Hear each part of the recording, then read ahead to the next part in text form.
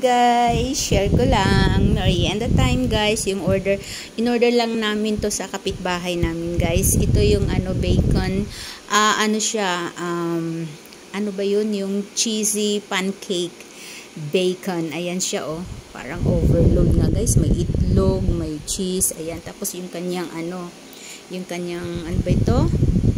Yung caramel ba ito? Ayan. Tapos itong isa, spam with cheese, overload, and egg din cut. Ito yung pancake. Tapos ito yung kanyang yung pinaka ba yun? Yung sauce niya.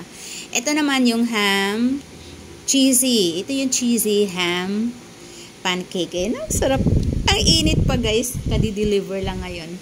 Free delivery pa siya guys. Basta malapit.